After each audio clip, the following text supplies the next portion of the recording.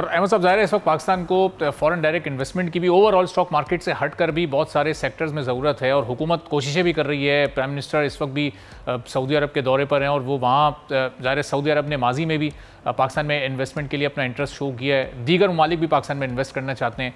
इस वक्त ये इन्वेस्टमेंट कितनी ज़रूरी होगी पाकिस्तान के लिए? माइंस एंड मिनरल्स का शोबा है, दूसरे कई ऐसे शोबे हैं जहाँ से दूसरे ममालिक इन्वेस्टमेंट करके पाकिस्तान की इकॉनमी को भी फ़ायदा पहुँचा सकते हैं। इस वक्त ये सारी कोशिशें हुकूमत की कैसे देख रहे हैं आप? देखिए, हुकूमत तो मुसलसल IMF के साथ और दूसरे इदारों के साथ और फ्रेंडली कंट्रीज के साथ बातचीत में मसरूफ़ अमल है, इसमें कोई दो राय नहीं है। और सबसे अच्छी बात ये हुई है कि जो हमारे रोल ओवर्स थे वो अब 36 महीने के लिए हो गए हैं, जैसे कि पीछे बताया गया है। तो इसलिए उस रोल ओवर्स में तो हमें कोई इशू नहीं है।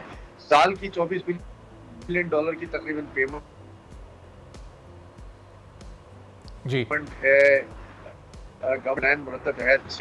मेरा ख्याल है कि जो करंट सिचुएशन है उसमें करंट अकाउंट जो डेफिसिट है वो पॉजिटिव में चला गया है और करंट अकाउंट जो है वो हमारा जब पॉजिटिव जाता है $6-7 बिलियन आराम से पॉजिटिव चला जाएगा।